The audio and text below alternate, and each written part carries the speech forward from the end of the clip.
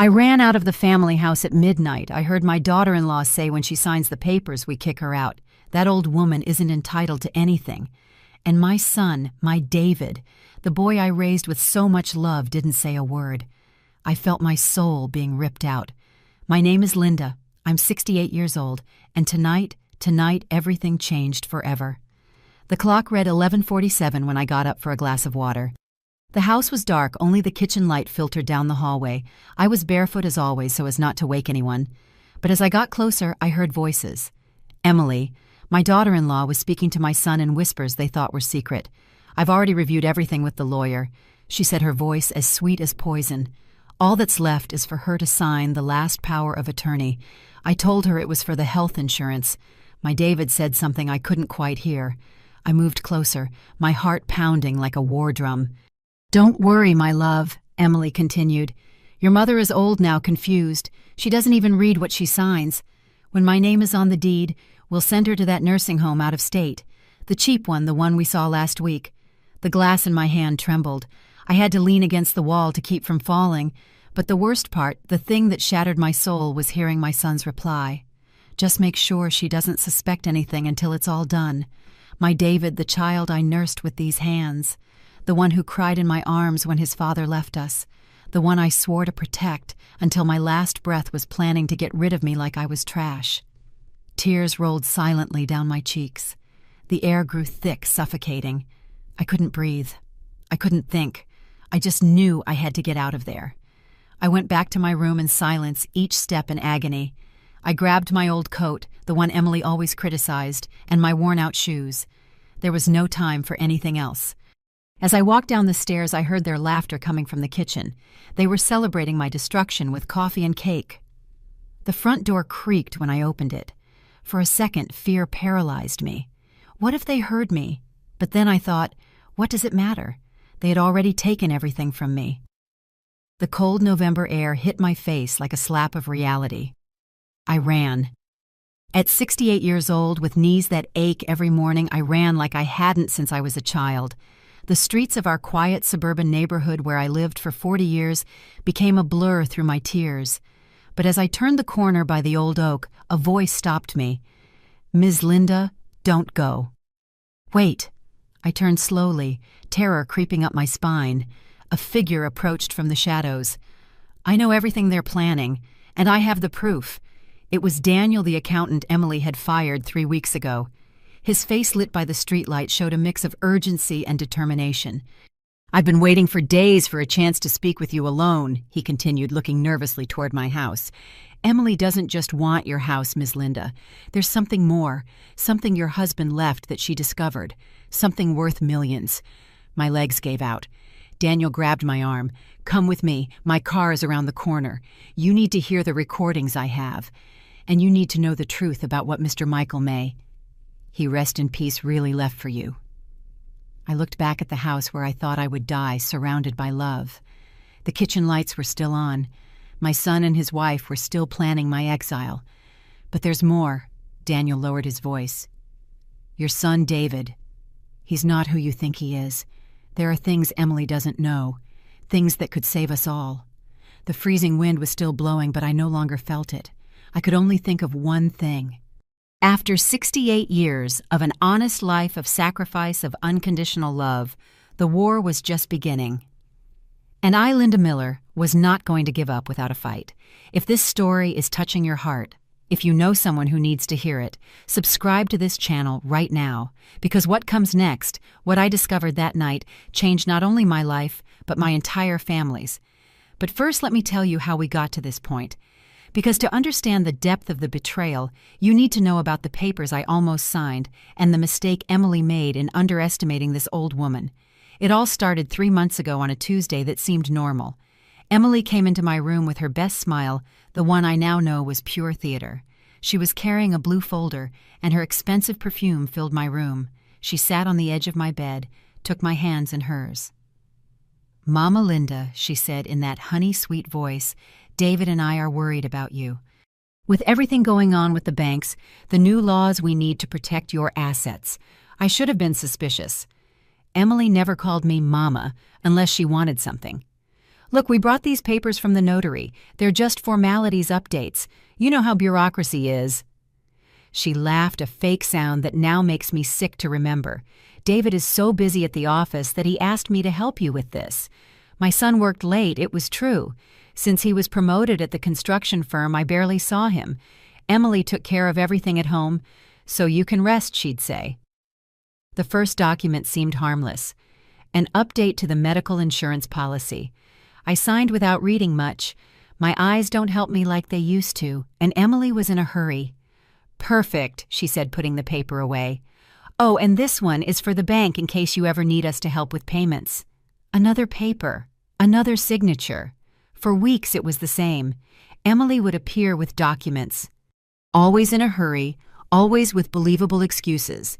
Property taxes, the water bill, the electricity, a medical authorization, a power of attorney for bank transactions.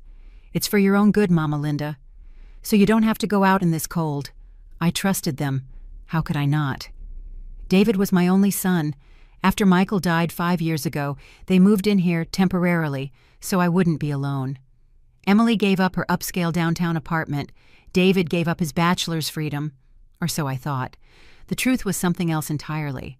I learned that from Daniel that night in his car, as I shivered in my old coat. "Ms. Linda," he said, showing me his phone, "I have photos of all the documents they made you sign. Do you know what this one says?" It was a power of attorney. Broad, absolute. It gave Emily complete control over my assets. "And this other one," he continued, "is a transfer of rights. You're practically giving her the house." My hands were shaking so much I couldn't hold the phone. Daniel showed me another document.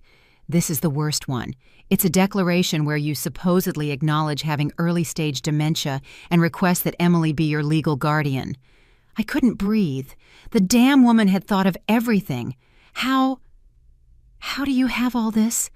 I asked in a whisper. Daniel looked down. "Because I helped them at first. I prepared the documents.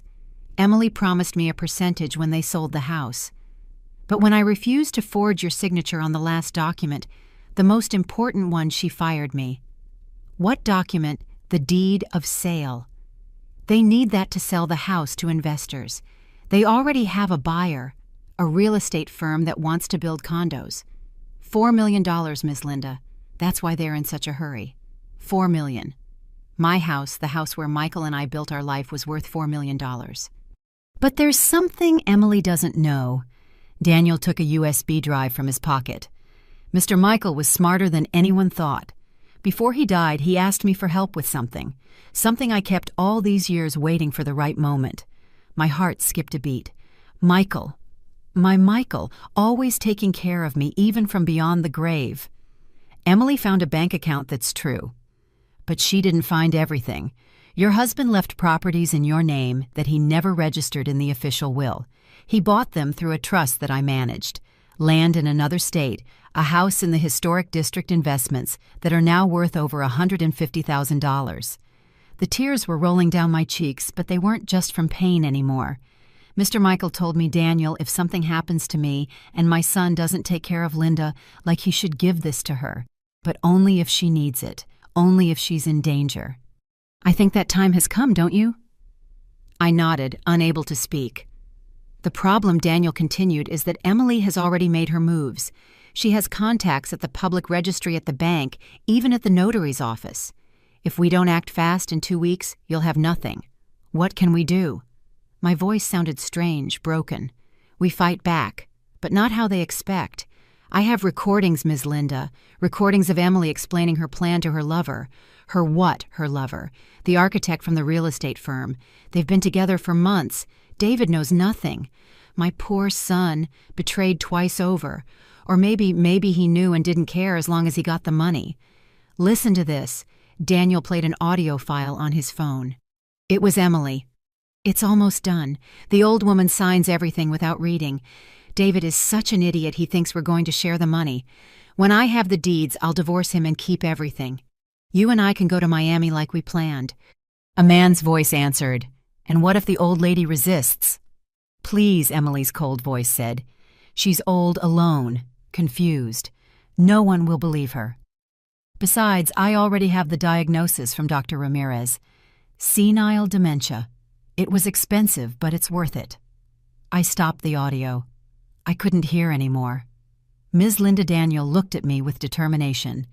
We have the weapons to win this war, but you need to be strong. You need to pretend you know nothing while we prepare everything.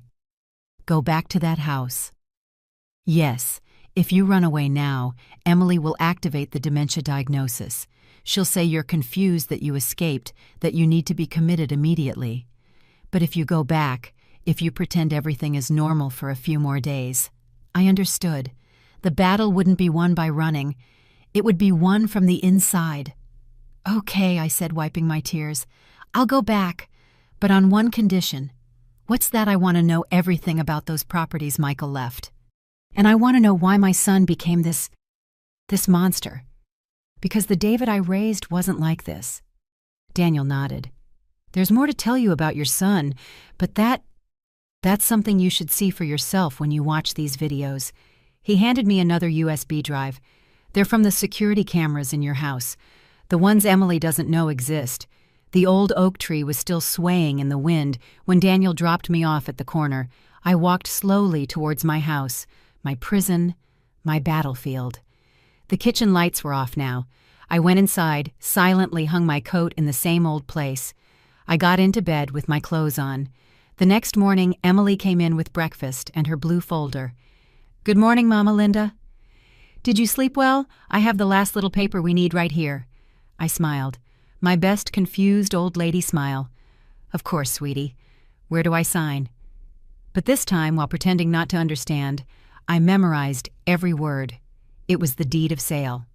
The final nail in my coffin. I signed it with a trembling hand, but not with my real signature. Emily, in her arrogance, didn't even check. The war had begun, and Emily had no idea that the confused old woman in front of her was about to teach her the lesson of a lifetime. 40 years. This house in our quiet suburban neighborhood has been here for 40 years. Michael and I bought it in 1985 when David was just 2. I remember the day we first walked in. The walls were peeling, the yard was just dirt, and the kitchen had an old stove that produced more smoke than heat. But Michael hugged me from behind, put his hands on my belly where the baby we would lose months later was growing, and whispered, "We're going to be happy here, Linda. I promise you." And he kept his promise. He really did. With his own hands, my Michael transformed this house. He spent his weekends fixing every detail. He planted the orange tree in the backyard that now grows the sweetest oranges in the neighborhood. He built the stone wall that Emily wants to tear down for a parking space. He painted the facade colonial blue because he knew it reminded me of the ocean where we met. This house is our fortress, he used to tell me while installing the iron security bars. No one is going to touch us here. The irony of life. The threat didn't come from outside. It came from within. Michael died 5 years ago, a massive heart attack while working in his garage workshop. I found him lying among his tools with a strange smile on his face, as if he had seen something beautiful before he left. The doctor said he didn't suffer. I suffered for both of us. David arrived that same night from another state where he was living then. He cried like I hadn't seen him cry since he was a boy. He clung to me as if he was going to lose me too. "I'm not going to leave you alone, Mom. I swear." 3 months after the funeral, he showed up with Emily. "She's my girlfriend, Mom. We're getting married, and we want to live here with you to take care of you." Emily was charming at first, beautiful, polite, from a good family downtown. She worked at a law firm, dressed elegantly, spoke beautifully. David was head over heels in love. I let myself be charmed too. The wedding was simple in the backyard. Emily insisted we not spend much. "It's better to save for the future," she said. How blind I was. She was already calculating how much everything was worth. The first 2 years were good, or so I thought. Emily handled the shopping David worked. I cooked for everyone. We seemed like the perfect family. On Sundays, we'd go to the 12 o'clock service at the local church, then have brunch at our favorite spot. The neighbors envied us. "You're so lucky," Ms. Linda Lupita from the flower stand would tell me. "A daughter-in-law who takes care of you, a hard-working son." God has blessed you. Yes, Lupita. God blessed me with a snake in my house. The changes started subtly. Emily suggested remodeling the kitchen, then the master bathroom. Then she wanted to knock down the wall between the living room and the dining room. To modernize, she said. But Michael liked it this way. I protested. Michael isn't here anymore, Mama Linda. We have to move on. Move on. Her way of erasing my husband from his own house. Little by little, Emily took control. The bills started arriving in her name. She collected the mail. She answered the door for visitors. I was becoming invisible in my own home. David worked more and more hours. He'd leave at 6 in the morning, return at 11 at night. On weekends, there were always meetings, trips, commitments. I'm doing this for you, he'd say when I complained about his absence. So you won't lack for anything. But I didn't need money. I needed my son. Emily made sure to push him away, subtly with manipulation. If I cooked his favorite roast, she'd say it upset her stomach. If I wanted to talk to him, she'd invent an emergency. If I suggested a family outing, she had a migraine. The house filled up with her things and emptied of mine. The photos of Michael were put away so they wouldn't make me sad. The old furniture was donated because it collected dust. My garden plants were replanted because they attracted mosquitoes. One day I found Michael's ashes in the utility closet behind old blankets. Emily had moved them because it wasn't healthy to have them in the living room. That night, I cried myself to sleep. My house was no longer my house. It was Emily's house. But what she didn't know, what she never knew, is that Michael was a planner. A very good planner. A week before he died, as if he sensed something, Michael took me to the bank. Linda, he said, sitting across from the bank manager, I'm putting the house in your name, only yours. But Michael, it's already in both our names. It's not enough. I want it only in your name. And I want to leave you something else. That something else was what Daniel revealed to me in the car. The secret properties, the investments, the trust. Michael knew David better than I did. He knew my son was weak, easily influenced. He didn't trust him to take care of me if something happened to him. If David fails, he told me that last week, I want you to have options. I want you to be able to defend yourself. And here I am 5 years later defending myself from my own son and his wife. As I write this in my mind, lying in bed pretending to sleep, I hear Emily in the hallway on the phone. Yes, she already signed. No, she doesn't suspect a thing. We're going to the notary on Monday. By December 15th, we can proceed with the sale. December 15th. The day Michael and I got married 43 years ago. I get up slowly, walk to the window. The orange tree in the yard is heavy with fruit. The stone wall is still standing firm. The colonial blue house needs a coat of paint, but it's holding on. Just like me, this house isn't just bricks and mortar. It's my story, my life, my love with Michael. Every corner holds a memory. David taking his first steps in the living room. Michael teaching him to ride a bike in the yard, Christmases with the family, birthdays, rainy nights, listening to music, Sunday mornings, smelling of fresh coffee and pastries. Emily thinks she can rip me out of here like a weed. But she doesn't know my roots are buried deep in the earth. She doesn't know that Michael left me more than a house. He left me the weapons to defend it. Tomorrow, the real battle begins. Tomorrow, I'll pretend to have dementia while she celebrates her victory. Tomorrow, I'll start recording every word, every threat, every lie. Because this house my husband left me is not for sale. This house is to be defended. And if I have to pretend to be crazy to prove I'm the sanest one of all, so be it. Michael, my love, wherever you are, I won't fail you. Your fortress is still standing. And so am I. The war for this house is just beginning, and Emily is about to find out she underestimated the old woman in the shabby coat. Daniel Hernandez was not the man he appeared to be. For 3 years, he was Emily's trusted accountant, the one who handled the numbers for the law firm where she worked. Quiet, efficient, invisible. The kind of person who goes unnoticed until you need them to disappear.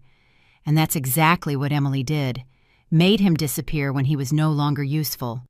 But Daniel had a history with my family that Emily never knew about.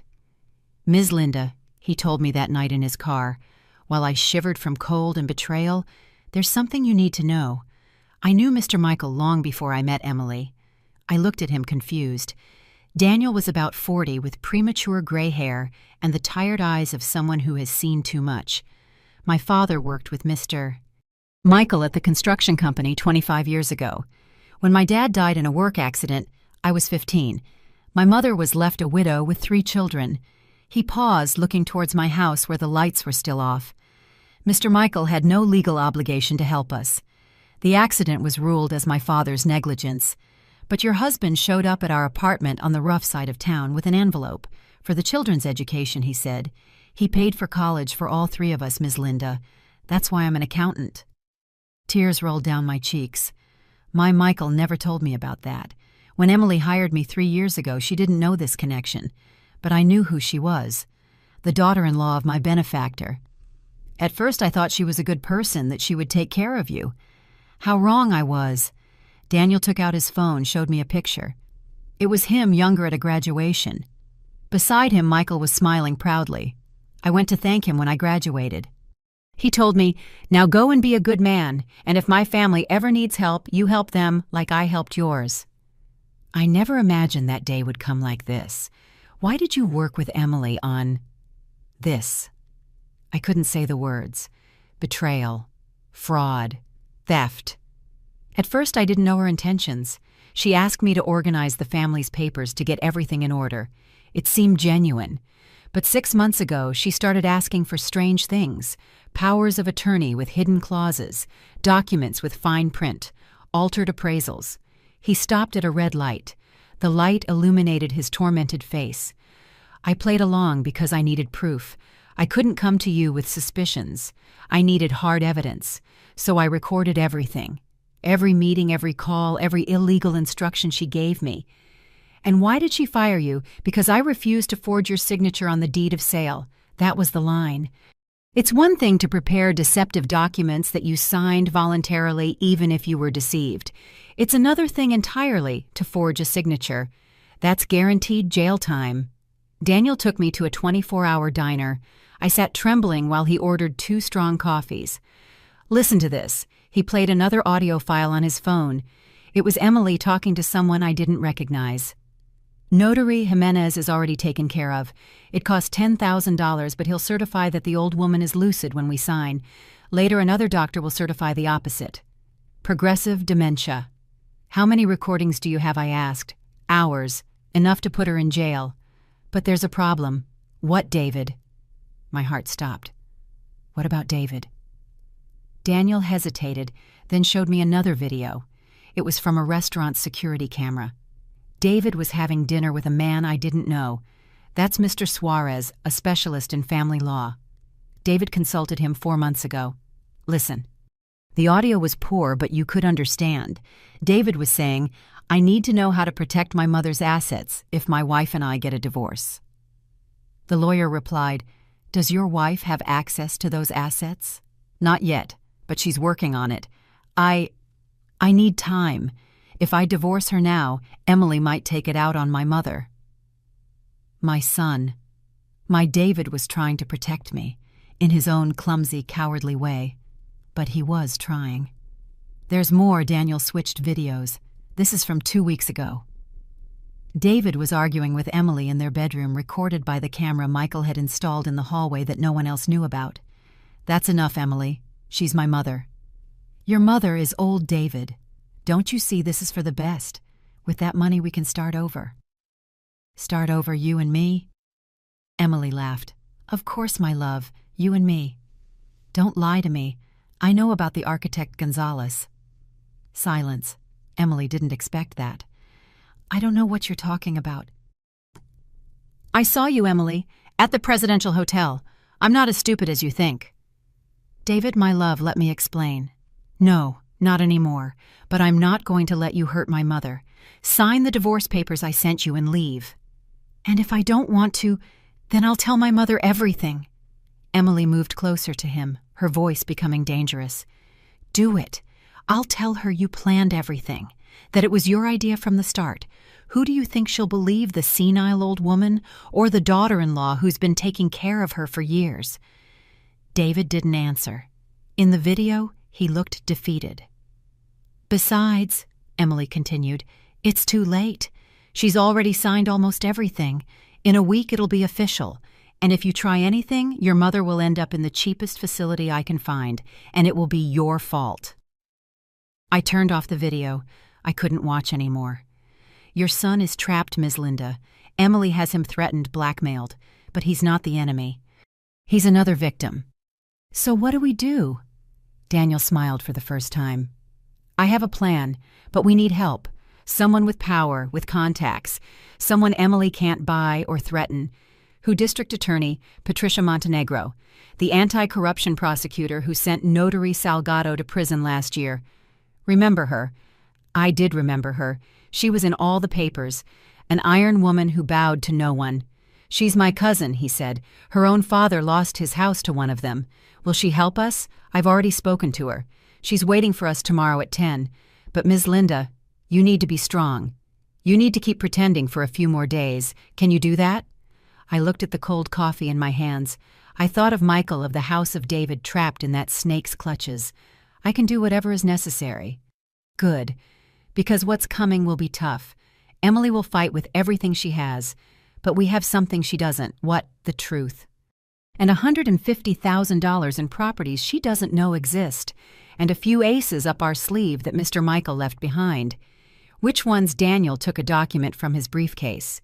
Mr. Michael was smarter than anyone thought. "Look at the date on this document.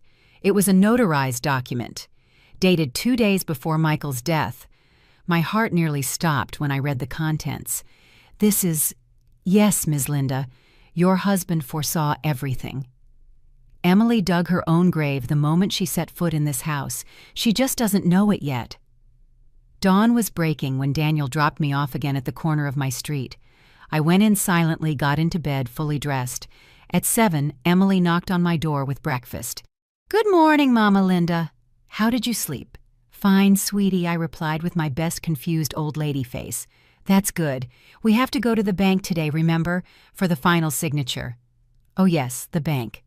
What was that for again?" Emily smiled that satisfied snake smile. "For your protection, Mama.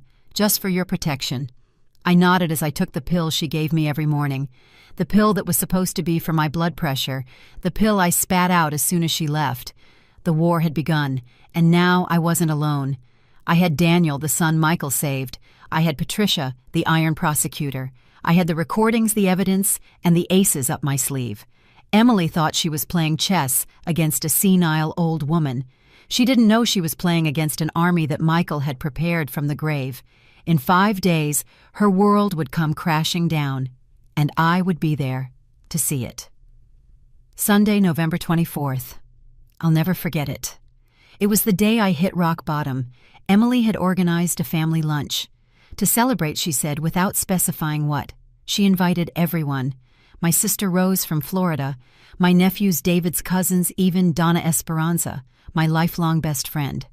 30 people in my backyard. I made my special roast, the one that took me 2 days to prepare. Emily didn't even taste it.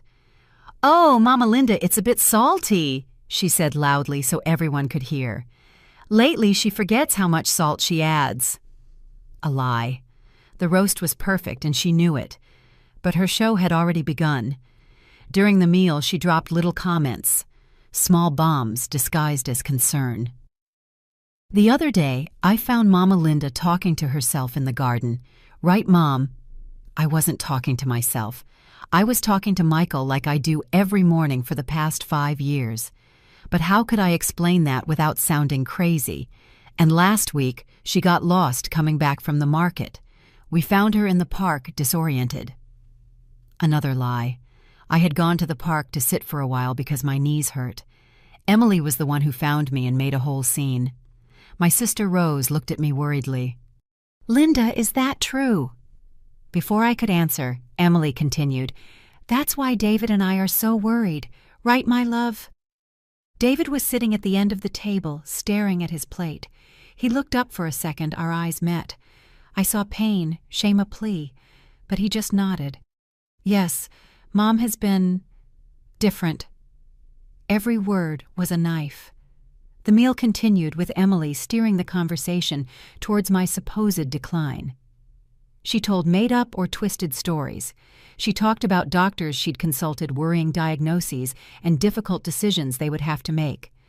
"We've looked at some very nice residences," she said, pouring herself more iced tea, "with gardens activities, 24-hour medical care." "Residences," my friend Esperanza almost shouted. "Are you thinking of putting Linda in a home?" "It's not putting her in a home, Donna Esperanza. It's about professional care. We work all day. We can't give her the attention she needs." "But Linda is perfectly fine," my friend defended. "I spoke with her yesterday and she's more lucid than you and me combined." Emily smiled condescendingly. Moments of lucidity are common in these cases, but the moments of confusion are becoming more frequent. "Isn't it true that on Tuesday you didn't recognize David?" Another lie. "On Tuesday, David came home at 2 a.m. drunk, and I told him it was no time to be arriving. That was all." "Look, Rose." Emily turned to my sister. "I know it's hard to accept, but Linda needs constant supervision. Dr. Ramirez says it's progressive senile dementia." Dr. Ramirez, the same one Emily had paid off according to Daniel's recordings. My niece Lucy, who is a nurse, intervened. "Aunt Linda doesn't show any symptoms of dementia. I see her alert-oriented with her memory intact." "Are you a geriatrician, Lucy?" Emily used her lawyer tone. "A specialist in neurology because Dr. Ramirez is." The final blow came after dessert. Emily stood up, asking for everyone's attention. "Family, we've gathered you here because we need your support. Linda needs special care, and well, it's hard to say this, but the house will have to be sold to pay for her medical expenses." The silence was deafening. "David and I have found a buyer. It's a generous amount that will cover years of care in the best facility." "Sell Michael's house?" Rose was pale. "Linda, do you agree with this?" All eyes fell on me. Emily looked at me with a sweet smile, but her eyes were daggers. If I said no, I'd confirm my mental confusion. If I said yes, I'd publicly accept the sale. But Daniel had prepared me for this moment. "Oh, Rose," I said with a trembling voice, "I don't even know what to think anymore. Emily says it's for the best. She knows about these things." "See?" Emily almost savored her victory. "She's confused. That's why she needs us to make decisions for her." My friend Esperanza stood up furiously. "This is a robbery. Linda is not crazy, and you know it." "Donna Esperanza," Emily used her most dangerous voice, "I suggest you don't make unfounded accusations. It could be considered slander." "Are you threatening me, girl?" "I'm just informing you of your rights. Just as I'm informing you that Linda has already signed the necessary documents. Everything is perfectly legal." It was then that my nephew Charles, the one who works in government, spoke up. "I'd like to see those documents and the medical diagnosis and talk to that Dr. Ramirez." Emily paled for a second, but quickly recovered. "Of course everything is in order. David, can you bring the blue folder?" David stood up like a zombie. He walked towards the house, dragging his feet. He returned with the folder I had seen so many times. Emily took out the documents, showing them quickly. "As you can see, Linda signed everything voluntarily." "Those signatures look strange," Charles noted. "Is it because of her condition?" Her hand trembles. A lie. My pulse was steady when I wasn't acting. The gathering ended in chaos. The family was divided. Some believed I needed help. Others smelled a rat. Emily had achieved her goal to plant doubt about my mental health in front of witnesses. When everyone had left, I sat in the garden on the bench Michael built. Tears rolled silently. David approached. He sat next to me without saying a word. After a long silence, he spoke. "Forgive me, Mom." I didn't answer. "I know what you're thinking. I'm a coward. You're right. But I don't know how to get out of this. Emily has things, videos, photos, from when I took money from the construction company." I looked at him for the first time. My son, my boy, looked defeated. "It was 2 years ago. We needed money for the wedding. Emily said we'd pay it back. But we never did. If she talks, I'll go to jail. Is that why you're allowing this? I don't know what else to do. If I confront her, she'll destroy me. And then she'll come for you anyway." I stood up. I looked down at him like when he was a boy and had done something wrong. "Your father would be disappointed." It was cruel, I know, but I needed him to react. "But I'm not your father. I'm not strong like him." "No," I replied, walking towards the house. "You're not, but you can still choose which side to be on when this all blows up." "Blows up, Mom, what?" "Just remember this, David. Emily isn't the only one who can keep secrets, and I'm not as weak as I look." I went into the house, leaving him alone with his guilt. That night, Emily was celebrating in her room. I heard her on the phone. "It was perfect. Half the family already thinks she's senile. In 2 days, we sign at the notary's, and that's it." I smiled in the darkness of my room. Emily thought she had won. She didn't know her greatest triumph would be her downfall. Because every humiliation, every lie, every tear she drew from me in front of my family had been recorded.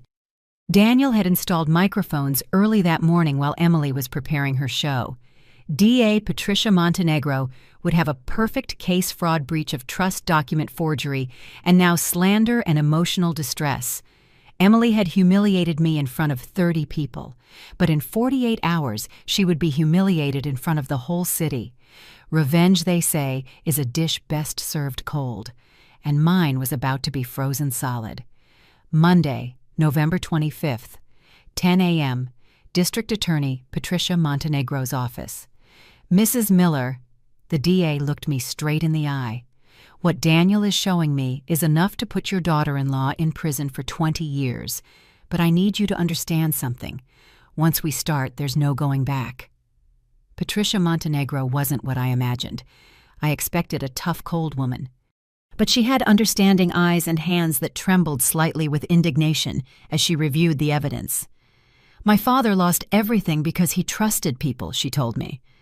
"A corrupt notary altered document signatures under duress. He died of a broken heart 6 months later. That's why I do this job." On her desk were all the recordings, the documents, the evidence Daniel had collected for months. "The problem," Patricia continued, "is that Emily is a lawyer. She knows the system. If she suspects anything, she could destroy evidence, intimidate witnesses, pull strings." "So what do we do?" Patricia smiled. It was a dangerous, predatory smile. "We trap her with her own weapons." "Mrs. Miller, are you willing to play the role of a lifetime?" "What do I need to do?" "Pretend to have progressive dementia. But not just any dementia. A very specific one that leads you to sign increasingly compromising documents for Emily." Daniel interjected. "Patricia has a brilliant plan. Emily wants the house, but we can make her want more. Let her greed blind her." Patricia opened a new folder. "These are fake documents I prepared. They look real, but they have invisible watermarks that prove they're part of an undercover operation. If Emily uses them, she'll sink herself." "I don't understand." "Look, ma'am, Emily thinks you only have this house, but Daniel showed me that your husband left hidden properties. We're going to let Emily discover these properties, documents forgotten in strategic places." "What if she doesn't fall for it?" "She'll fall for it," Daniel assured. "I know her. Her greed has no limits." Patricia continued. "In the meantime, we need more evidence. Mrs. Miller, can you wear this?" She handed me a hair brooch. It looked normal, old-fashioned, the kind an older lady would wear. "It's a camera. It also records audio. Wear it always, especially when you're alone with Emily." "There's more." Daniel took out his laptop. "I've installed cameras throughout the house. Emily doesn't know. We've also tapped her phone." "Is that legal?" I asked. "It's your house, Mrs. Miller," Patricia explained. "You can record whatever you want on your property, and Emily's phone is under David's name, and he gave his consent." "David cooperated." "He doesn't know yet," Daniel admitted. "But technically, as her husband, he has the right. We'll deal with those details later."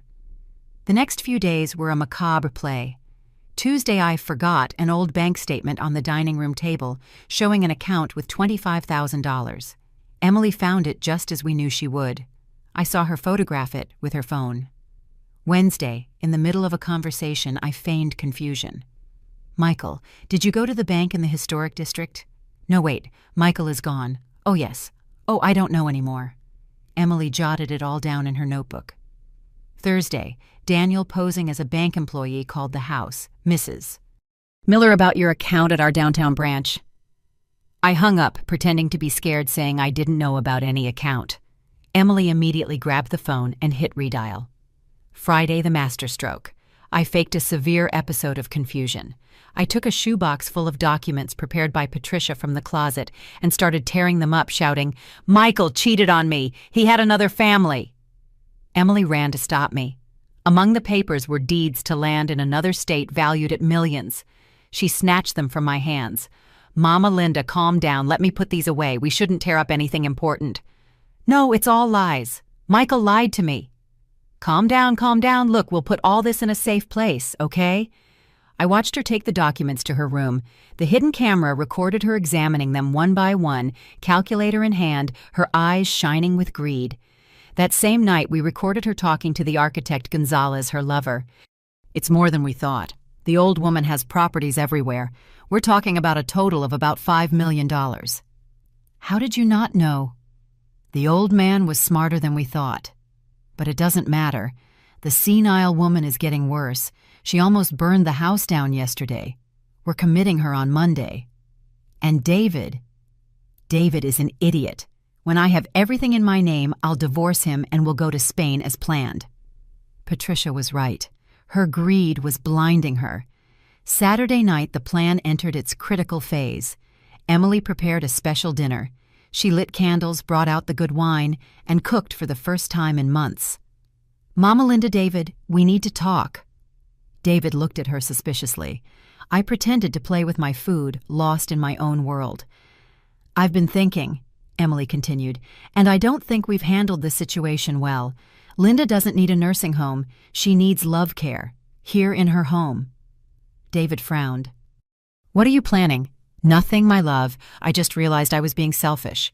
Your mother needs us, but to take care of her properly, we need resources. That's why I think we should manage her properties better." "What properties?" "There's only the house." Emily smiled. "Oh, David, your mother has more than you think. Right, Mama Linda?" She looked at me intently. I kept playing with my fork. "I found documents. Properties your father left. I don't think your mother remembers, but they're there. And if we don't manage them, the government could claim them as abandoned." A lie. But David didn't know the law. "Look." She pulled out the fake documents.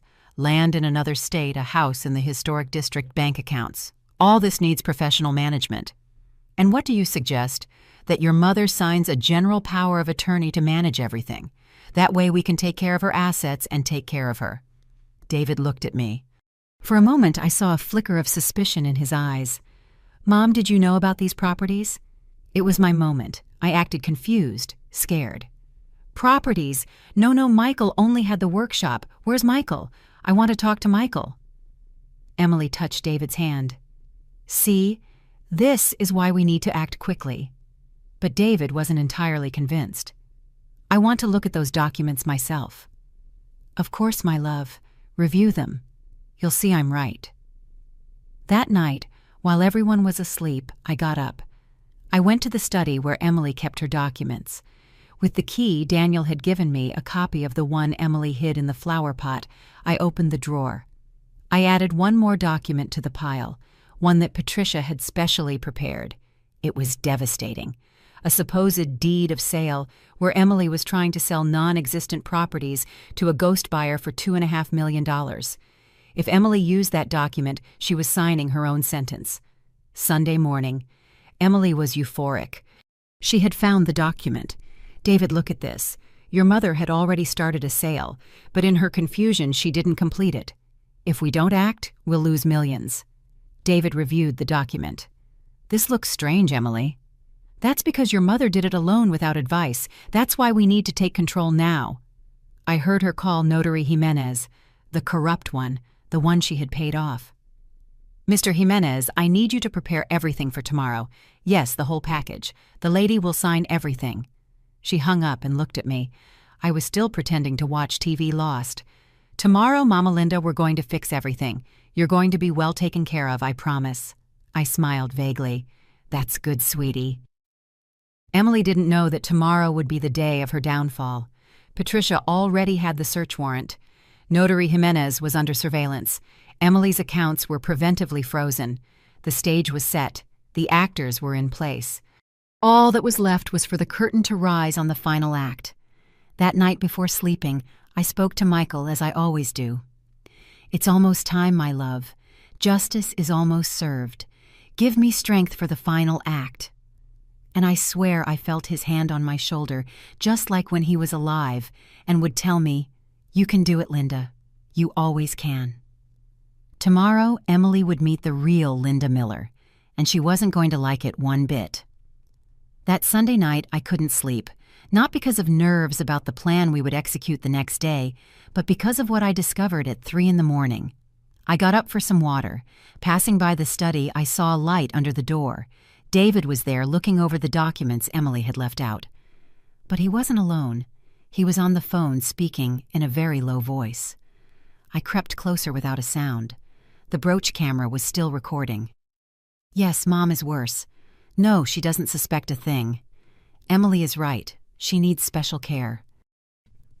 My heart stopped. Who was he talking to? "The money from the construction company is safe. I invested it like you said. Yes, the $10,000 I took. No, Emily doesn't know the real amount." 10,000. Emily had told him it was 2,500. David had stolen more than she knew. "We sign everything tomorrow." "No, I don't feel good about it. But what else can I do? Mom is old auntie. It would be cruel to prolong her suffering." He was talking to my sister Rose. My own sister was involved. "Yes, your share is guaranteed, 30% as we agreed, for taking care of her when this is all over." My legs gave out. I had to lean against the wall.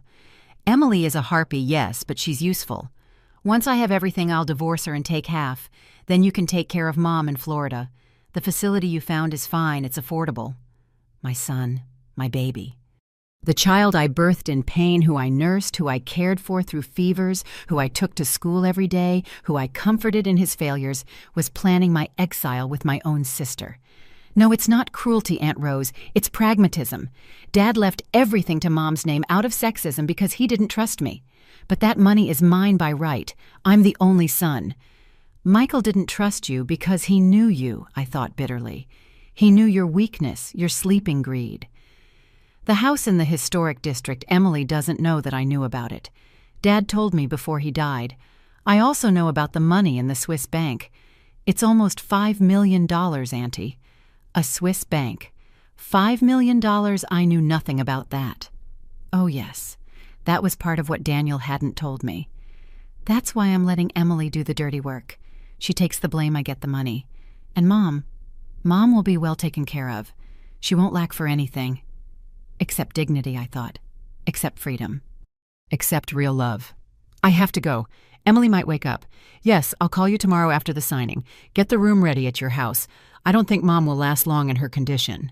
I heard his footsteps approaching. I hid in the hallway bathroom, trembling not from cold but from pain. David walked past towards his room. He paused at my door. "Forgive me, Mom," he whispered, "but it's for the best for everyone." The best for everyone, no, the best for him.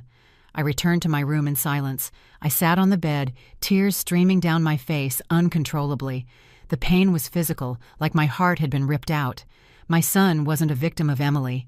He was her accomplice. Worse, he was the true mastermind.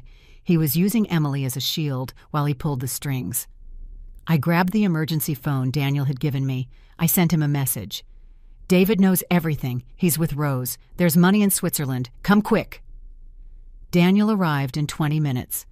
He came in through the back door I had left unlocked. "What happened, Ms. Linda?" I showed him the recording from the brooch. His face grew pale as he listened. "This changes everything," he said. "Patricia needs to know this now." "Daniel," I stopped him. "Is it true about the Swiss bank?" He hesitated. Then he nodded. "Mr. Michael made me swear not to tell you unless it was absolutely necessary. There's an account in Zurich with $5,300,000, the result of investments he made 30 years ago. Why didn't he tell me? Because he knew you would tell David. And Mr. Michael never trusted your son. He told me, if David were half the man he pretends to be, I wouldn't need to hide this money, but I know him. He's weak and greedy like his maternal grandfather." David's grandfather. My father had lost the family inheritance to gambling. Michael had always known. How does David know about that money? I don't know. Mr. Michael swore he never told him. I thought. I remembered. Then I knew. The day Michael died, David got to the workshop first. He was alone with the body for 20 minutes before the ambulance arrived. He had time to go through his things. The bank documents were in the workshop safe, Daniel confirmed. Did David have the combination? He did. Michael gave it to him in case something happened, so he could give it to me. But David never gave it to me. He kept the secret. And he had been waiting 5 years for the perfect moment to execute his plan. Ms. Linda, this is serious. David isn't just an accomplice. He's the mastermind. Emily is just his tool. What do? We stick to the plan. But now we're catching 2 birds. No 3 with Rose. My sister. 50 years of sisterhood thrown away for money. Daniel called Patricia. He explained everything. I heard her shout through the speakerphone, "Sons of bitches! Excuse me, Mrs. Miller, but this is... Look, don't worry. We're going to take them all down."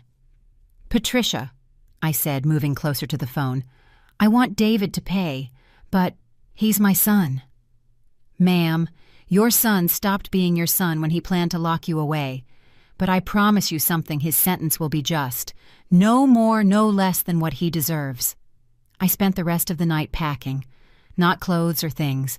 I packed memories, photos of baby David, his diplomas, his childhood drawings, everything that was left of the son I thought I had. At dawn, Emily knocked on my door. "Mama Linda, time to get ready. Today is a big day." "Yes, sweetie," I replied with a tired voice. "Very important." I put on my best dress, the blue one Michael gave me on our last anniversary. I did my hair carefully, put on the camera brooch. David was waiting in the living room in a suit, avoiding my gaze. "Good morning, Mom." "Good morning, son." Son. The word got stuck in my throat. "Ready to go?" Emily asked impatiently. "Just one thing," I said. I approached. David took his hands. "I want you to know that no matter what happens today, I always loved you. From the moment you were born until this very instant. Always." For a second, I saw confusion in his eyes, then guilt, then nothing. "I love you too, Mom. That's why we're doing this." Liar, I thought, but I smiled. "I know, son. Everyone shows their love in their own way." We walked out to the car. Emily was happy humming. David drove in silence. I looked out at the streets of my neighborhood for the last time as a free woman. In the notary's parking lot, I saw Daniel's car. 2 blocks further, the DA's black SUV. "Let's go in," Emily said. "The notary is waiting for us." I walked between my son and my daughter-in-law, the one who was supposed to protect me and the one who swore to love me, my executioners. But they didn't know that the victim had become the hunter, and that in a few minutes their worlds would come crashing down. The final betrayal had been discovered, and it would be the last. I walked into the notary's office with my head held high. Linda Miller was not going to give up, even if it meant losing the son I loved most. Notary Jimenez was waiting for us with his best vulture smile. His office smelled of old leather and corruption. "Mrs. Miller, what a pleasure to see you. Please have a seat." Emily went first. "You have all the documents ready, right?" "Of course, ma'am. Everything as we agreed." As he took out the papers, my mind flashed back to 3 days earlier when Daniel had revealed Michael's best-kept secret. "Ms. Linda, you need to know everything before you walk into that notary's office," he had told me in his office. Mr. Michael wasn't just a builder, he was an investor, and a very smart one. He showed me documents that took my breath away. "In 1995, your husband bought land in what was then the middle of nowhere. Today, it's a booming tech hub. He sold most of it in 2010 for $2.5 million, but he kept 3 lots. They're in the name of a shell company that only you can claim." "I don't understand." "Mr. Michael created an irrevocable trust. You are the sole beneficiary. Not even David can touch it. But there's more." He took out another folder. The Swiss account David mentioned exists, but it's not $5 million. It's 5 million Swiss francs, about $5.5 million. And David doesn't have all the information. He needs your signature and your physical presence in Zurich to access it. Why did Michael do all this? He explained it to me before he died, Daniel said. I love my son, but he inherited the worst of his grandfather. If I leave him everything directly, he'll lose it, or they'll use it to manipulate him. But Linda is strong. She'll know what to do when the time comes. That time had come. In the notary's office, Mr. Jimenez began his performance. Mrs. Miller, these documents will transfer the total administration of your assets to your daughter-in-law, who will look after your interests. All my assets? I asked, feigning confusion. All the registered ones, yes. Emily smiled. She didn't catch the detail. The unregistered assets, the ones in the trust, would remain mine. Sign here, Jimenez pointed. I took the pen.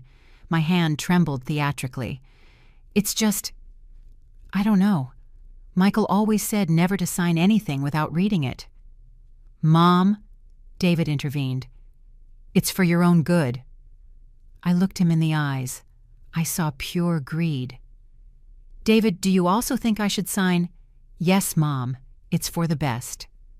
And your father's house, the one in the historic district. Emily and David exchanged quick glances.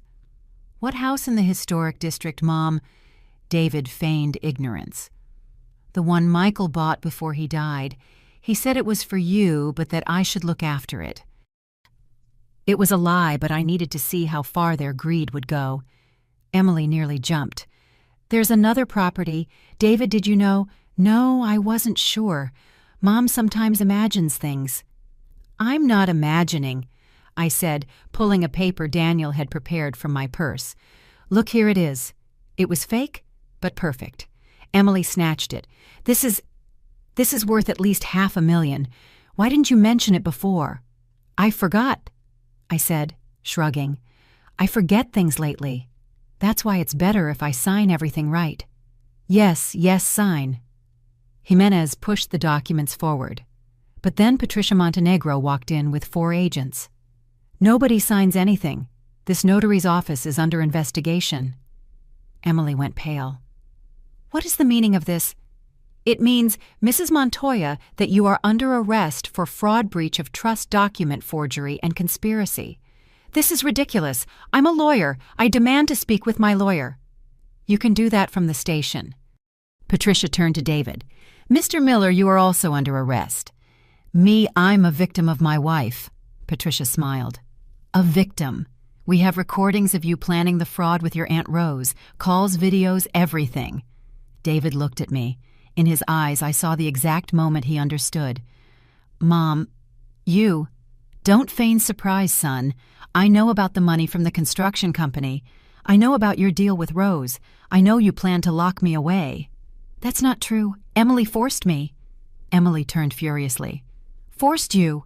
You planned everything. You told me your mother had millions hidden away. Shut up. No.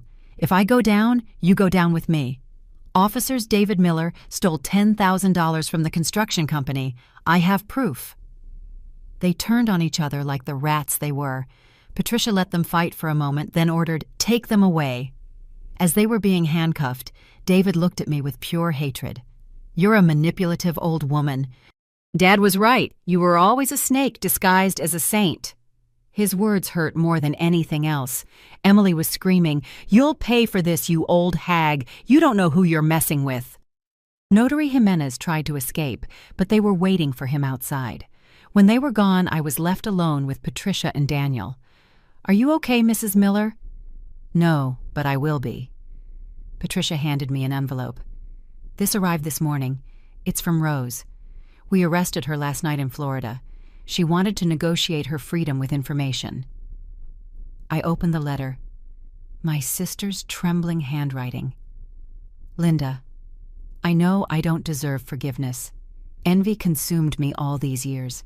You with your perfect husband, your beautiful house, your well-behaved son. Me with my failures, my divorces, my debts. When David offered me money to take care of you, I saw my chance. Forgive me if you can. But know this, David has more secrets. Ask about Veronica Duarte, Michael's mistress. Mistress Michael Daniel saw my face. It's not what you think. Veronica Duarte is a banker in Switzerland. Mr. Michael appointed her as the trustee. Professionally, not personally. But the damage was done. Rose had planted the seed of doubt, her final stab. What happens now? I asked. Patricia was clear. Emily will face serious charges, a minimum of 10 years in prison. David for the theft and conspiracy about 5 years. Rose 2 years for complicity. And the house? It's yours. It was always yours. The documents you signed with Emily are void due to duress. And the money in Switzerland? Also yours. Daniel will help you with the paperwork. I left the notary's office at noon. The November sun was warm. My neighborhood looked the same, but everything was different. Donna Esperanza. My friend was waiting on the corner. Linda, I heard everything. The whole neighborhood is talking. And what are they saying? That you're a badass. That you gave those ungrateful people what they deserved. I smiled bitterly. It doesn't feel like a victory. Victories against family never feel good. But it was necessary. Come on, let's get some coffee. As we walked, my phone buzzed. It was a message from an unknown number. Mrs. Miller, this is Veronica Duarte from Zurich. Mr. Michael asked me to contact you when the time was right. That time has come. There is something else you should know about the inheritance. Something not even Daniel knows. Your husband left you more than money. He left you a truth you need to hear. I will see you in the States next week. I put the phone away. Michael was still surprising me from the grave. That night, I slept alone in my house for the first time in years. There was no Emily feigning affection, no David avoiding me, just me and the ghosts of what my family was. But there was also peace, the peace of knowing that Michael had foreseen everything, that he had protected me even from our own son. The hidden inheritance wasn't just money. It was the truth about who we each really were, and that truth, though painful, had set me free. 1 week later, December 2nd, 7 p.m. I organized a dinner, the last supper in this house with everyone involved before the trial. Patricia Montenegro advised against it, but I needed to close this chapter by looking them in the eye. Thanks to their lawyers, Emily and David were out on bail. Rose was too. All three were court-ordered to attend a family mediation attempt before the criminal trial. But I had other plans. The table was set for 10. The three accused Daniel Patricia, my friend Esperanza, as a moral witness, Mr. Vargas as the official mediator, and 2 surprise guests no one expected. Emily arrived first, elegant as ever, but with dark circles under her eyes that makeup couldn't hide. "Ma'am," she said coldly, "no more Mama Linda." David entered behind her, not looking at me. They sat as far away from my spot as possible. Rose arrived crying, wanting to hug me. I stopped her with a gesture. "No hugs today, Rose. Today is for truths." When everyone was seated, I stood up. "I've gathered you here to close this story, but first, I want to introduce you to someone." The door opened. Veronica Duarte, the Swiss banker, walked in. 45, elegant, serious. "Good evening. I am the trustee of the estate of Mr. Michael Miller." David went pale. "Estate?" "Yes, Mr. Miller. Your father created a trust 25 years ago, but I'm not just here for that." She sat down and took out a tablet. "Mr. Michael left me a video to be played at this moment, recorded 2 days before his death." She pressed play. Michael's image appeared on the screen. My heart skipped a beat. There he was, my love, speaking from beyond the grave.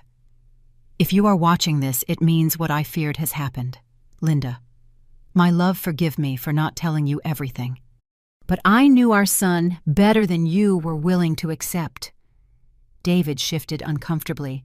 "David's son, I know you're there. I know what you did. I know you've been taking money since you started at the construction company. Not $2,500, not $10,000, $65,000 over 5 years. Emily shot David a furious look. "I also know you have a 4-year-old daughter with your secretary, Claudia. Yes, Linda, our son has another family. He keeps them in a condo in the suburbs." The world stood still. A daughter. David had a daughter, Emily. Michael continued in the video. "You don't know this, but David was planning to leave you even before my death. He was just waiting to get the inheritance. You were his tool, not his accomplice, though that doesn't make you any less guilty." Emily was livid. "A daughter, you have a daughter." David didn't answer. "Rose," Michael continued, "sister-in-law, you were always envious. But Linda loved you, so I tolerated your manipulations. I'm not surprised you betrayed your sister for money." Rose was crying silently. "Now for the important part. Linda, everything I have is yours. Not by law, but by love. The money in Switzerland, the properties, everything. But there's something more." Michael paused in the video. "I hired private investigators. I have proof of everything I just said. It's in the bank's safe deposit box, account number 47392. Use it as you see fit. But Linda, my love, listen carefully. Don't destroy them out of revenge. Do it for justice. And then forgive them. Not for them, but for you. So you can live your golden years in peace. David, son. I know you hate me. You always hated me for being strict, for pushing you, for not giving you everything you wanted. But every no I gave you was an act of love. I tried to make you a good man. I failed. But the failure is mine, not your mother's." David's fists were clenched, his jaw tight. "One last thing. Linda, in the safe deposit box, there's also a letter. Read it when you're alone. It's just for you. I love you all, even those who betrayed me, but I love the truth more. And the truth, sooner or later, always comes to light." The video ended. The silence was deafening. Then the second surprise guest arrived, Claudia Mendez holding the hand of a 4-year-old girl. David's daughter. "Good evening," Claudia said, looking at David. "Just as they asked me to. This is Sarah." The little girl was the spitting image of David as a child. The same eyes, the same nose, even the dimple in her chin. Emily shot up from her chair. 4 years old. We've been married for 6. "Emily," Claudia said calmly, "David promised to marry me before he met you. Then you came along with your money, your last name, your connections, and he traded up." "David!" Emily screamed at him. "Was any of it real?" David finally spoke. "Love doesn't pay the bills, Emily." And it was as if he had slapped her. Emily, the manipulator, had been manipulated. "And my daughter?" I asked, looking at the child. "My granddaughter I never knew." "Sarah is not to blame for any of this," I said. "Claudia, please sit down. Sarah is my granddaughter no matter what happens with David." The little girl looked at me with curiosity. "Are you my grandma?" "Daddy said you were sick." "I was sick, my love, but I'm all better now." Patricia Montenegro took the floor. "Well, with this new evidence, the charges against David increase. Family fraud, statutory rape, child abandonment." "You can't prove anything," David shouted. Daniel smiled. "Actually, we can. I have the deposits you made to Claudia, the lease for the suburban apartment, even the birth certificate where you're listed as the father." David slumped in his chair. "Now," I said, standing up, "everyone knows the truth. Emily, you were a victim and a perpetrator. Rose, your envy blinded you. David," I paused. I couldn't call him son. "David, you failed as a son, as a husband, as a father, and as a man, but Sarah will not pay for your mistakes." I took out a document. "This is a trust I've just created. $250,000 for Sarah's education and support. Claudia will be the administrator until she turns 18. "Why?" Claudia asked, surprised. "Because that little girl is my blood, and because Michael would have wanted his granddaughter to have opportunities." "And us?" Rose asked. "You will face justice. Emily probably 5 years in prison for the forged documents. Rose 2 years. David—" I looked at him directly. "David, you decide. You can accept the charges and serve your sentence, or I can present all the evidence Michael left, including the evidence of the murder." Everyone froze. "What murder?" Emily almost screamed. Michael didn't die of a natural heart attack, I said, pulling out a medical document. He had digoxin in his blood, a heart medication he didn't take. In high doses, it causes cardiac arrest. David had access to the workshop that morning, I continued, and curiously he bought digoxin at the pharmacy 3 days before. I have the receipt.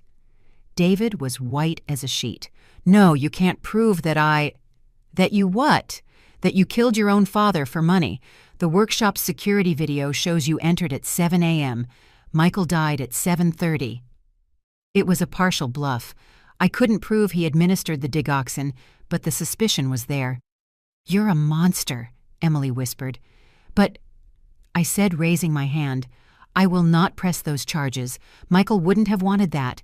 Accept the 5 years for fraud and disappear from my life."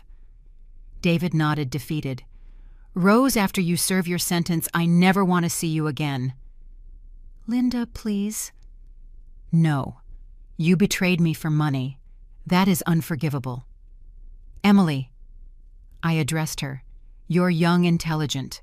Serve your sentence, rebuild your life. But far away from here." The dinner was over. Everyone left in silence except for Claudia and Sarah. "Mrs. Miller," Claudia said, "I don't know what to say." "Don't say anything. Just take care of my granddaughter and bring her to visit me." "Can I call you Grandma?" Sarah asked. "Of course you can, my love." When they left, I was alone with Daniel and Patricia. "You did very well, ma'am," Patricia said. "You were just." "No," I replied. "I was practical. True justice doesn't exist. There is only moving forward." That night, I opened the safe deposit box at the bank. Michael's letter was there. "Linda, my love, if you're reading this, you survived the betrayal. You are stronger than you think. Live, be happy. Travel, fall in love again if you can. The house is just a house. The money is just paper. But the time you have left is gold. Don't waste it on hatred. I love you. I always loved you. Michael." I cried like I hadn't cried in weeks. But they were clean tears of closure of an ending. The night of truth was over, and with it, the lies that had bound me. March 15th, 4 months later. Judgment Day. The courtroom was packed. Half the neighborhood had come to see the outcome. The ladies from the market, the shopkeepers, everyone Emily had looked down on for years. David entered in handcuffs. He had aged 10 years in 4 months. Emily in pretrial detention looked gaunt. Rose wouldn't even look up. Judge Mendoza, known for his severity, reviewed the file. Case 247-2024. The State versus David Miller, Emily Montoya, and Rose Hernandez for fraud, document forgery, breach of trust, and conspiracy. Before I pass sentence, he continued, the victim, Mrs. Linda Miller, has requested to address the court. I stood up. I had prepared every word for 7 months. Your Honor, for 40 years I built a family. I believed in love and loyalty, in the idea that blood meant something. I was wrong. But my mistake wasn't trusting. It was not seeing the signs. I looked at David. Son, because even though you betrayed me, you are still the child I gave birth to. I failed you. I gave you everything except limits. Your father tried, but I always defended you. He's my only son, I would say, and that excess of love rotted you. David lowered his head. Emily, I addressed her. You entered my house with lies, but I opened the door for you. I saw the red flags, your obsession with money, your contempt for simple things, your coldness. But I wanted to believe you loved my son. Rose, sister, we grew up together. We shared dolls, secrets, first loves. At what point did your envy become stronger than your love? Rose was sobbing. But I am not here to condemn you further. I am here to ask for something unusual. The judge raised an eyebrow. I don't want the maximum penalty for them. I want restorative justice. Murmurs filled the room. David, I continued, accept your responsibility. Not just legally, but morally. You have a daughter who doesn't know her real father. Be that father. From prison if you must, but be a father. Emily, you are brilliant. You used your intelligence for evil. I propose community service after your prison time. Free legal aid for elderly victims of fraud. Rose, your sentence will be lighter. But I want you to work in nursing homes to see the reality of abandoned elderly people, to understand what you planned for me. The judge took notes. Mrs. Miller, he said, your requests are noted, but the law must be upheld. I understand, Your Honor. I only ask that the punishment transforms, not just punishes. I sat down. The judge deliberated for 30 minutes. All rise for the sentencing. We all stood. David Miller, guilty. 5 years in prison, 3 mandatory, 2 on parole. He will be required to pay for psychological therapy and support his minor child. Numb. Emily Montoya, guilty. 4 years in prison, 2 mandatory, 2 on parole with required community service providing free legal aid. Rose Hernandez, guilty. 2 years in prison, commutable to work in nursing homes and community service. The gavel fell. It was official. As they were led away, David turned. Mom, he said. Just that. Mom. I didn't answer. I wasn't his mom anymore. I was Linda. 6 months later, the house looked different. Not on the outside, it was still painted colonial blue. On the inside, there was new life. I turned the first floor into a community center. Knitting classes for ladies, tutoring for kids, free legal aid on Wednesdays. The irony. David's room was now Sarah's. She came every weekend. Claudia and I became close. We shared the pain of having loved the same wrong man. Grandma Linda, Sarah would call me while watering the orange tree. Why is Daddy in a special school? I told her he was learning to be a better person. Children understand more than we think. Daniel came by often. He had become like the son David never was. He helped me with finances, accompanied me to the bank, made me laugh. Ms. Linda, you have a visitor, he told me one day. It was Emily. She had been released for good behavior and work. She came with a folder. Mrs. Miller, I'm not here to ask for forgiveness. I don't deserve it. I'm here to give back. She opened the folder. They were deeds. My family has properties. I'm going to sell them. It's about $600,000. It's what I tried to steal from you. I'm returning it with interest. I don't want your money, Emily. It's not for you. It's for the foundation you created, so that more elderly people don't go through what you went through. The Michael Miller Foundation for the Elderly. I had started it with the money from Switzerland. Also, Emily continued, I'm working on a legislative initiative. Harsher prison sentences for family members who defraud the elderly. It will be called Linda's Law. For the first time in years, I saw sincerity in her eyes. Emily, why? Because in prison I met 20 women like you, all betrayed by family. One of them committed suicide. I couldn't live with that. I accepted the money for the foundation. Emily left. We never saw each other again, but I knew she kept her word. Linda's Law was passed a year later. A year after the trial, David was released on parole. He came to see me. I don't want anything, I told him from the doorway. I'm not here to ask. I'm here to tell. I let him speak from the yard. I killed Dad. The air froze. I put the medicine in his coffee. I wanted the money. I wanted to be free. I'm a monster mom. Why are you telling me this? Because the guilt is killing me. Because I need someone to know. And what do you want? Forgiveness? No, I want punishment. I'm going to confess. Officially. David, that's a life sentence. I know. But Sarah deserves a father who at least tells the truth. He left. He confessed.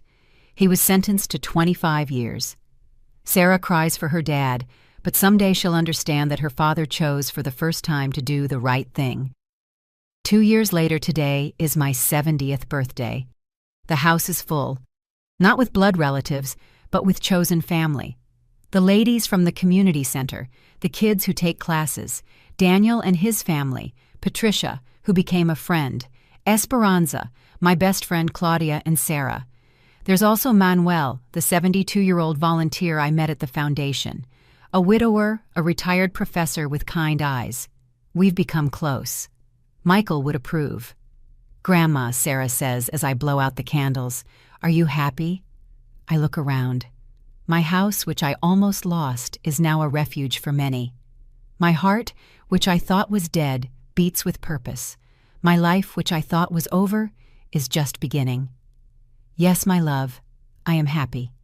Even though Grandpa Michael isn't here, even though Daddy is far away, happiness, Sarah, isn't about having everything perfect. It's about building something beautiful from the broken pieces. Rose died 6 months ago. A fast-moving cancer. I went to see her at the end. Not for her, for me. For closure. Forgive me, Linda. I forgive you, Rose, but forgiveness doesn't erase what was done. She died that night. I paid for the funeral. She was my sister, after all. Today, as I write this, I look out the window. The orange tree is heavy with fruit. The garden is filled with the laughter of children. The house is more alive than ever. I sold the out-of-state properties. With that money, the foundation helps 100 seniors a month. The house in the historic district is a shelter for homeless elderly women. Sometimes I think of David in his cell. I send him pictures of Sarah. He never answers, but I know he gets them. Emily runs a pro bono legal aid office. She sent me a letter. "Thank you for not completely destroying me." I didn't destroy her. Life did. I just set boundaries. Michael was right in his letter. The time I have left is gold, and I'm using it well. Loving my granddaughter, helping my community, building a legacy of service, not resentment. The poetic justice wasn't revenge. It was transforming pain into purpose, betrayal into a lesson, loneliness into community. My name is Linda Miller. I'm 70 years old. I survived my family's betrayal. And I didn't just survive, I was reborn. This house I almost lost now shelters hope. This heart I thought was broken now beats for others. This life I thought was over is just beginning its best chapter. Because in the end, the best revenge isn't destroying the one who hurt you. It's building something so beautiful with your scars that even your enemies have to admire it. And I, the old woman in the shabby coat who ran out at midnight, now walk with my head held high every morning. Because I am Linda, and Linda doesn't give up. Linda is reborn. If this story touched your heart, if you know someone who needs to hear it, leave me a comment. Tell me where you're watching from. And if you believe everyone deserves a second chance to rise from their ashes, share this story. Like and subscribe for more stories of life, of justice, of hope. Because we all have a Linda inside us waiting for her moment to rise again. What about you? Have you ever had to choose between forgiveness and justice? Between a family of blood and a family of the soul? Tell me in the comments. Your story deserves to be heard too.